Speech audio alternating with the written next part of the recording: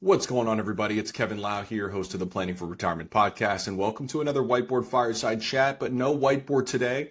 We're taking a little break from the retirement-related content this week. This Tuesday, I broke down on the podcast my top 20 golf courses that I've played in my lifetime, so make sure to check that one out. Had a lot of fun shooting that one. And today I'm going to be talking about my top 5 Masters victories because it is Masters week after all, okay? It is the Super Bowl for golf lovers, okay? But a little unfortunate timing. We're going to be traveling down to Florida this weekend, so I'm going to be jam-packed doing some client meetings as well as seeing friends and family. So not a great weekend to pick going to Florida, but it is what it is, okay? Hopefully, I'll be recording it at home. So next week when I get back, I'm going to really dial in because I truly love watching the Masters. I mean, I love watching golf in general, but I've got to pick my battles these days. It's just our chaotic life. I got to pick my battles in terms of when I'm actually sitting around watching golf. Very difficult to do these days. But when it comes to the Masters, it is something I'm very dialed in on. And again, I want to break down my top 5 Masters winners. But again, make sure to tune in. If you are in that 50 plus range, if you are planning for retirement, you're looking to fire your boss, you want to maximize retirement spending, you want to minimize your lifetime tax bill, and you want to worry less about the financial markets, this podcast and this YouTube channel, this is for you. So make sure to subscribe, okay? And of course, even better if you're a golf lover, because I am going to be doing some more golf-related content as we go forward here. And so make sure to subscribe to our channel. We do put out weekly retirement-related content specifically designed for you, what I like to call PFR Nation.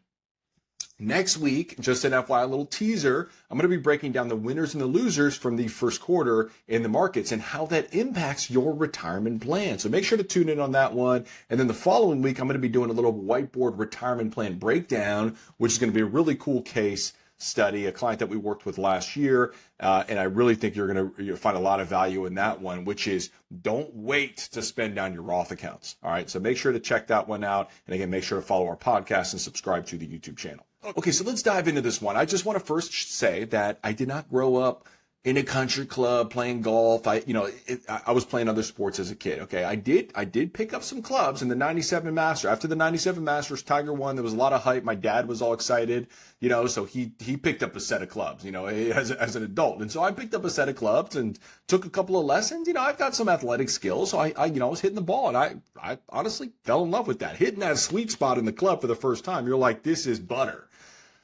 So I did love golf, but ultimately, I grew up in a middle-class family, and my parents, they were stretched in and of itself, living in the D.C. area, trying to, just pay for pay for a home in the area. Just home prices were insanely expensive. And also my mom was a homemaker. So they were solely living off my dad's income, and they had to really pick and choose.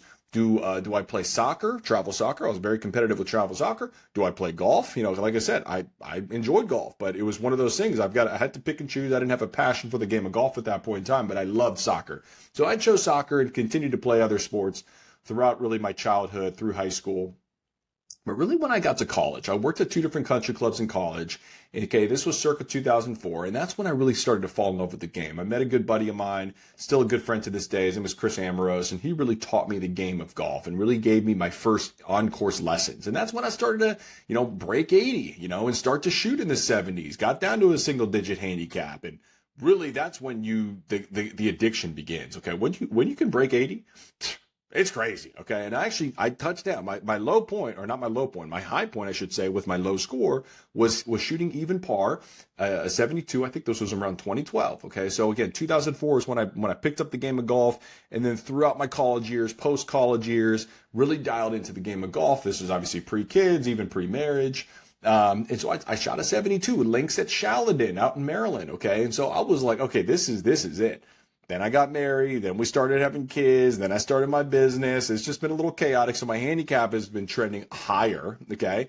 But I say all this because really my passion for the game of golf started in 2004. So that's really when I got dialed into watching golf as well. And so I'm actually going to start my number one with 2004. Okay, we're going to go in chronological order on this one. I'm going to start 2004 with Lefty winning his first major championship in 2004, winning the Masters. But for whatever reason, I liked Phil Mickelson back in the day.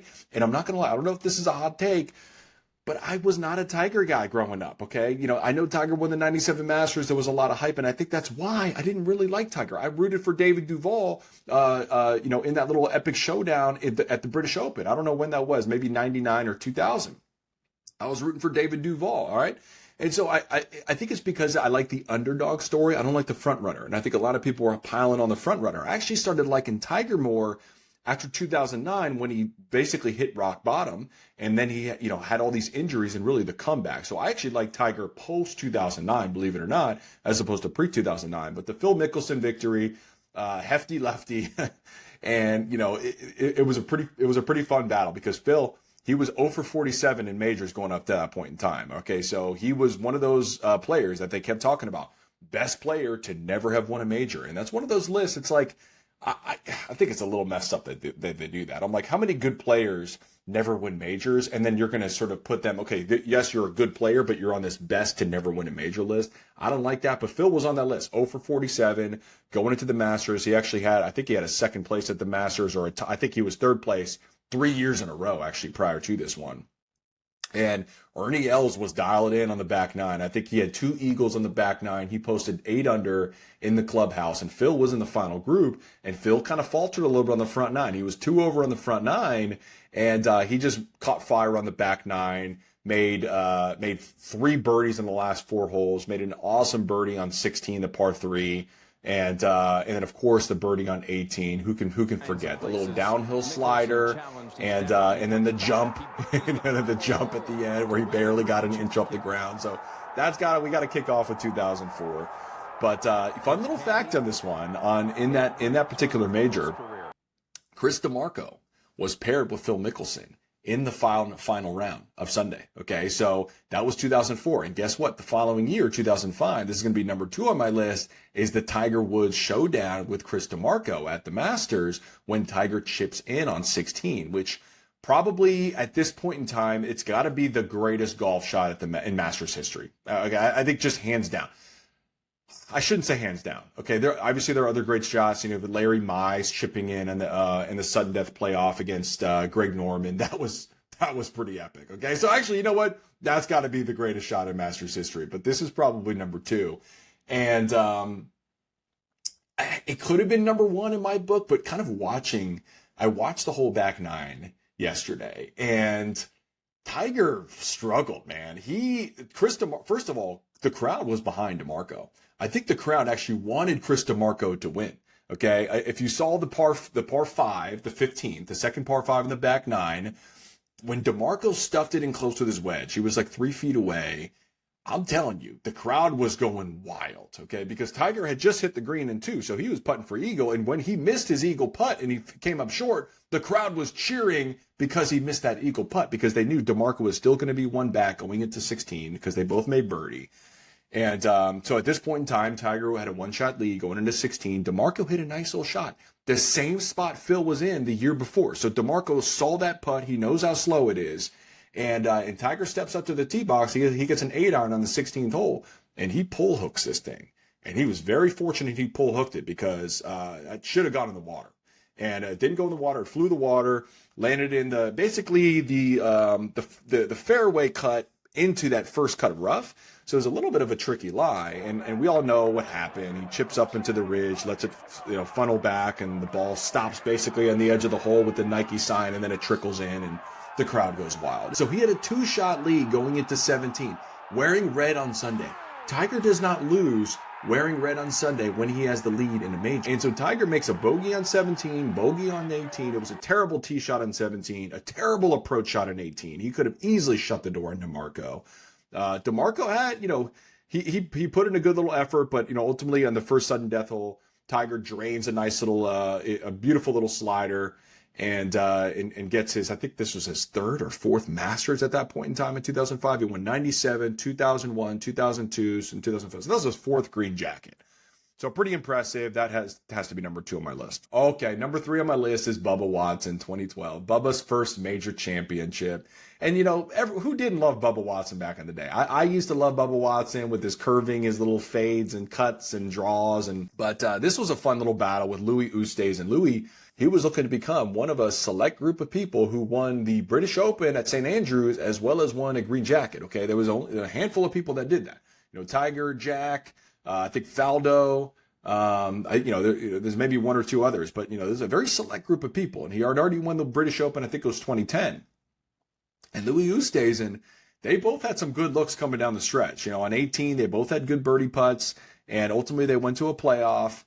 They tied the first playoff hole. Okay, so again, Louis Oosthuizen in the first playoff hole, he had a pretty good look for birdie. So did Bubba. Bubba could have shut the door on the first playoff hole in 18, missed his birdie putt. And so then they go to hole 10. All right, so then on hole 10, Bubba's the first one to tee off, and he totally pulls his drive straight. If you know number 10, it's a dog leg right to left, straight down the hill. So you got to hit the speed slot, and then it flies down the hill. Bubba just blasts it right through the dog leg, so it goes straight into the pine straw. And then Louis Oosthuizen, he had an opportunity there. He could have hit a nice little tee shot, been in the driver's seat, and he got away with one. He had a pretty bad shot, but something happened with the kick, and he ended up in the first cut of rough, and with a pretty good look at the green. But he hit it up there. He was the first one to play a second shot, hit it just short of the green. It was actually a good-looking shot, just a little bit underclubbed. Bubba Watson then steps up, and he's got basically a massive magnolia tree in front of him. He's in the pine straw. He's got to basically draw it 40 yards. Okay, he's got to draw it around this tree 40 yards. He had about 155 yards to the pin. And number 10, the green, is not an easy green, okay? And so Bubba Watson takes out this, I don't know if it was a gap wedge or pitching wedge, what it was, but he takes out a wedge and he curves it around this tree beautifully. Lands right, it was going right at the pin, lands about 15 feet short, spins left to right because of all the spin he had with his draw. And all he needed was a two-putt because Louis did not get up and down for par. So all he needed is a little two-putt to win. And I think it was just really that magical hook shot out of the trees with a wedge. Can't really beat that one. That's one of the most memorable moments that I've had in Masters history. Okay, number 4. I've got to say, 2015, the kid, Jordan Spieth at the time, winning at Augusta National at just 21 years old. He was the second youngest to ever win a green jacket, just behind Tiger Woods. And, it was one of those things. Jordan Spieth, he came second at the Masters in 2014. So he was already knocking on the door. And I think that was actually Bubba's second victory. So Bubba won in 2012 and 2014.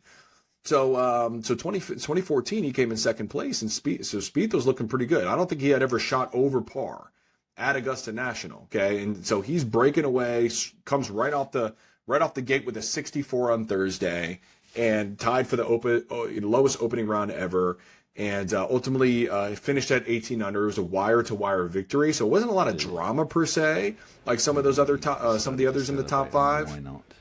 But it was just so cool to watch this young kid, and I loved his golf IQ, just listening to interviews. I mean, that's why I love listening to Tiger so much, is because his knowledge for the game, his golf IQ, is unlike anything I've ever seen or heard in my lifetime. And, Spieth is kind of like that guy. His golf IQ is unbelievable. His knowledge about Augusta was unreal, especially being that it was only his second Masters that he ever played in. And the first one, he came second. So he was kind of just built for this course. I talked about on my podcast this past week, Horses for Courses. He is built for Augusta National. How he's not winning another green jacket, I don't know. Obviously, the 2016 blunder, the 2016 blunder, which was the year after, he should have gone back-to-back. He had a 3-shot lead in the back 9. We all know what happened on Amen Corner, hit it into the water on 12, and then made a mess of it again with his drop shot, and ultimately opened up the door for, what's that guy's name? Danny Willett. Terrible Masters chance. That was one of the worst. That was one of the worst Masters I've ever witnessed in my life. But anyway, so Jordan Spieth has got to be up there on my list at number 2. And number 1, got to say the comeback of Tiger Woods in 2019. And y'all remember these Masters. And Tiger Woods, coming off of all these surgeries, back fusions, the guy has been through the ringer. And, ultimately, he goes into the final round. He was 2 shots back of Francisco Molinari. And you know what? I don't know if he had ever won a major coming from behind at this point in time. I don't think he's ever done that. I think he's always been a front runner, and once he gets in front, you can't chase him. But ultimately on hole number 12, just like it happened to Spieth, Molinari dumps it in the water, Tony Finau dumps it in the water, and they were playing in threesomes that day. If you guys remember this in 2019, they had some bad weather coming in the afternoon, and ultimately they had to go in the threesomes, and that's why Tiger was in the final group. I don't think he should have been in the final group. I think he should have been in the second to last group. I think it should have been Francisco Molinari and Finau. But also in the mix, you had Brooks Koepka, Dustin Johnson. You had a ton of players up there knocking on the door. Ian Poulter was up there as well. But ultimately, after they dumped it in the water, Tiger just hit a safe little shot right to the middle of the green on number 12. And he started to run away with it, made an amazing birdie on 16. I think he made a birdie on 15 as well. And Molinari just kind of started to kind of falter at that point in time, which was a little unfortunate because Molinari, he did stand up to Tiger. I think the year before when he won the British Open, he was going head to head with Tiger on the back nine on Sunday, and he came out victorious. So he had been there in the moment with Tiger Woods, and so Tiger Woods got the best of him that day, but ultimately recorded his 5th green jacket and his final major, and probably will never win another major again. I think that was sort of the pinnacle. And we all thought there was going to be a comeback because he had just won the Tour Championship the year before, and it was like, hey, Tiger's healthy. He's back. And then the car accident, and it's done. He's never going to get back. But again, Tiger is, in my eyes, the greatest golfer to ever live. And, unfortunate that he's had all these injuries because he probably would have broken Jack Nicklaus's record. I think Jack acknowledges that as well. And I love people that talk about all these, Tiger didn't play with all the competition. Look at Jack Nicklaus. He played with all these big competitors. There's no way Jack Nicklaus is better than Tiger Woods. Tiger Woods is the best golfer to ever live. And I'm sticking by that one, even though I did not like him very much in the beginning. He was super cocky. And, that's just his mindset. He's convicted that he is the best in the world, and he showed up to every tournament like he was the best in the world and never looked back. And all of the victories and just so many great memories with Tiger Woods, just hitting such amazing shots. But again, the one on 16 for me, when he almost holed out on 16 on the par 3 with the lead, it was unbelievable. Made birdie on 16 and came in style. He made a bogey on 18, but he had a buffer there. So it was a pretty unbelievable moment to watch Tiger win that green jacket and then hug his kids, hug his son Charlie, who was a little tot at the time, and thinking back to his first major when he hugged his dad after the first major. So it was kind of just life coming full circle for him, and it was a pretty cool redemption story. But wish he had more golf ahead of him. I just don't see it at this point in time with all the injuries that he's had, and his body just won't allow it. He's got the best hand still to this day. His short game, his chipping, his pitching, his ball striking, he can still get it done. It's just, I don't know if he can walk 72 holes around Augusta National or really anywhere at this point in time. So, and on that note, that's all for me. I'd love to hear from you all. Who are your favorite Masters winners? What are your favorite Masters moments? Would love to hear from you. Again, my list only went back to 2004. I know there's been some great Masters. You got the Larry Mize chip-in. You had Faldo Norman duels. You had, Jack Nicklaus with his comeback tour in '86. I mean, there's a lot of great majors out there, I know, for the Masters. But again, those are my top 5. And again, I hope you guys enjoyed this little break from the retirement planning content. I certainly did because, the markets have been a little crazy. Over the last couple of weeks, we've been very, very busy with client meetings, client calls, rebalancing, tax loss harvesting. And but I am looking forward to next week. I'm going to be breaking down the winners and losers of the first quarter for the markets and what that means for your retirement plan, PFR Nation. So make sure to stay tuned for that one. And again, let me know what other golf content you're feeling. And let me know about the golf content in general. And make sure to subscribe to our channel if you are, again, planning for retirement, but also a golf lover. All right. See you next time.